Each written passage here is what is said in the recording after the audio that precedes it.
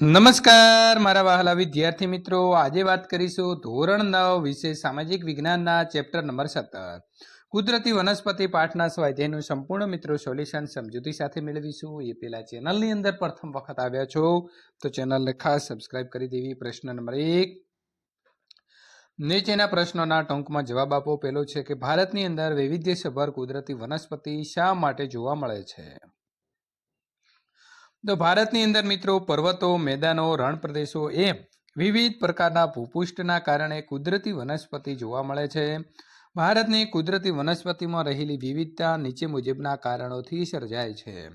પહેલું છે ભૂપૃષ્ઠ, જમીન, તાપમાન, સૂર્યપ્રકાશ, વરસાદનું પ્રમાણ અને ભેજ, જેમ કે કાપની, કાળી પહાડી, રણ પ્રકારની જમીન વગેરે।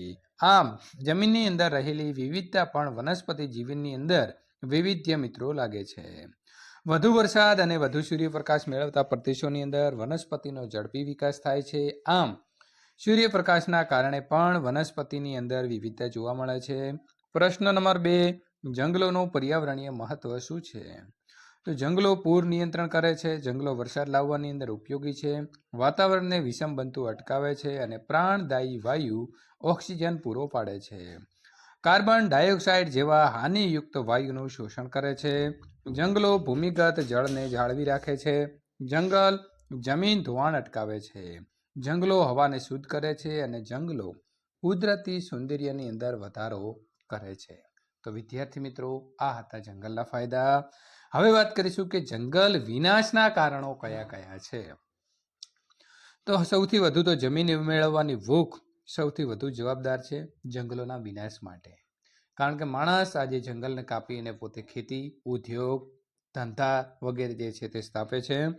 વસ્તી વધારો, ઉદ્યોગોના રહેણાંકી વિસ્તારથી દૂર લઈ જવાની નીતિ, શહેરીકરણ, બહુહેતુક યોજનાઓ, સડકોનું નિર્માણ કાર્ય, ઇમારતી અને બળતણ લાકડું મેળવવા માટે ઝૂમ ખેતી, દાવાનળ વગેરે કારણોથી આજે જંગલોનો મોટા પાયે જે છે તે મિત્રો વિનાશ થઈ રહ્યો છે।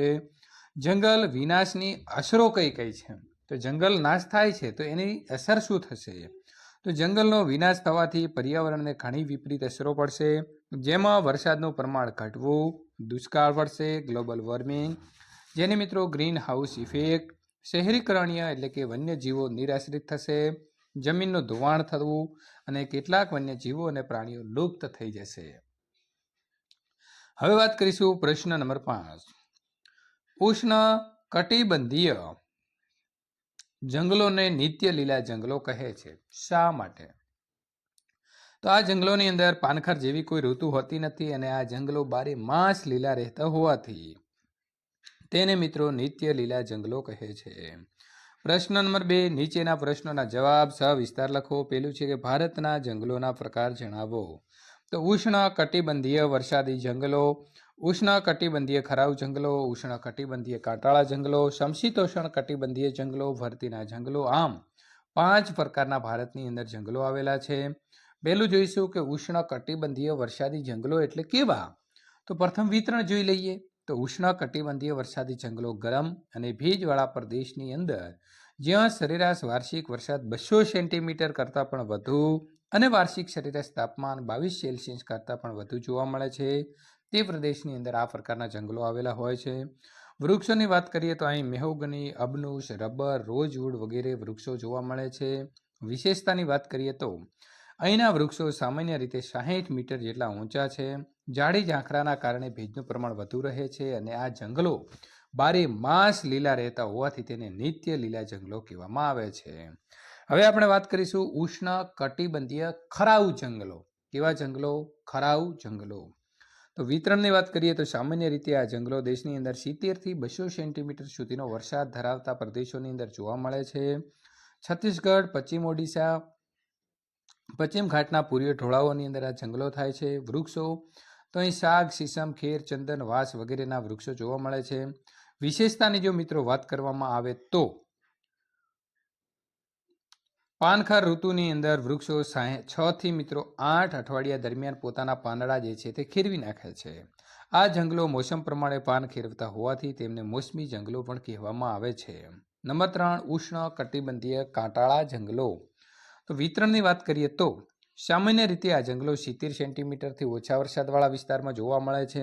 ગુજરાત, રાજસ્થાન, મધ્યપ્રદેશ, ઉત્તર પ્રદેશ વગેરે વિસ્તારોની અંદર આવેલા છે.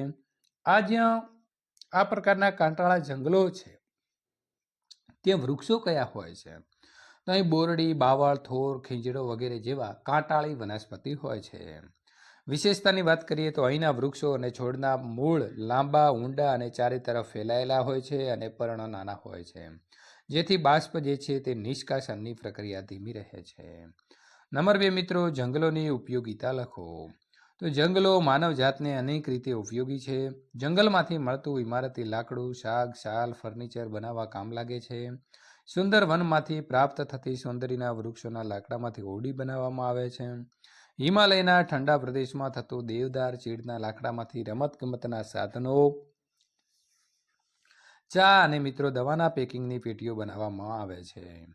બાવળ અને ખેર જેવા વૃક્ષોનું લાકડું બળતણ તરીકે વપરાય છે અને ચંદનમાંથી સુગંધિત તેલ, સૌંદર્યવર્ધક બનાવટો વગેરે બનાવવામાં આવે છે. વાંસમાંથી ટોપલા, ટોપલી, રમકડા વગેરેની ચીજો બનાવવામાં આવે છે. જંગલો લાખ, રાળ, ગુંદર, રબર, મધ જેવી વન્ય પેદાશો પૂરી પાડે છે. આ ઉપરાંત ખાખરાના મિત્રો પાનમાંથી પતરાળા, પડિયા, ખેરના લાકડામાંથી કાથો, ટીમરૂના પાનમાંથી બીડી વગેરે બનાવવામાં આવે છે. આમ જંગલો માનવ જાતને સામાજિક અને આર્થિક વિકાસની અંદર યોગદાન આપે છે. નંબર 3, જંગલોના જતન માટેના ઉપાયો સ્પષ્ટ કરો. તો જંગલનું જો જતન અને સંવર્ધન કરવું હોય તો એના હેતુથી ભારત સરકારે ઈસવીસન 1952ની અંદર રાષ્ટ્રીય વન નીતિ અમલમાં મૂકેલી છે. 1980ની અંદર વન સંરક્ષણ અધિનિયમ પસાર કર્યો અને 1988ની અંદર પાછી નવી રાષ્ટ્રીય નીતિ જાહેર કરી જંગલોના જતન માટે નીચે મુજબના ઉપાયો હાથ ધર્યા. વૃક્ષ છેદનને મિત્રો અટકાવવું જોઈએ. તો અહીં બાકી રહી ગયો છે, લખી દેજો. વૃક્ષ છેદન અટકાવવું જોઈએ. ગેરકાયદેસર વૃક્ષ કાપનારને કડક સજા કરવી જોઈએ. જંગલો એ આપણું રાષ્ટ્રીય સંસાધન છે અને તેનું જતન કરવું જોઈએ. વન મહોત્સવ અને સામાજિક વનીકરણ કાર્યક્રમની અંદર લોક ભાગીદારી વધારવી. પડતર જમીન, નદી, રેલવે, સડકોની બંને બાજુની અંદર વૃક્ષારોપણ અને સંવર્ધન કરવું. શિક્ષણ દ્વારા પર્યાવરણની જાગૃતિ લાવવી. જંગલોની અંદર આગ ન લાગે તેની તકેદારી રાખવી અને આગ લાગે તો ત્વરિત જે છે તેનો મિત્રો શમન કરવું એટલે કે ઓલવવી. ઉર્જા મેળવવા માટે સૌર ઉર્જા, બાયો ઉર્જા, પવન ઉર્જા જેવા ઉર્જાના પુનઃ પ્રાપ્ય સ્ત્રોતોનો ઉપયોગ કરવો જોઈએ. પ્રશ્ન નંબર 3, નીચે આપેલા પ્રશ્નો માટે સાચો વિકલ્પ પસંદ કરી અને જવાબ લખો. પહેલું છે કે વનસ્પતિની વિવિધતાની દ્રષ્ટિએ વિશ્વમાં ભારતનું સ્થાન કેટલામું છે? તો સી, 10મું છે. નીચે આપેલા વિધાનોની અંદર કયું વિધાન અયોગ્ય છે એટલે કે ખોટું છે? તો મિત્રો હિમાલયના પર્વતીય વિસ્તારોની અંદર કાંટાળી વનસ્પતિ થાય છે. આ વિધાન બિલકુલ ખોટું છે.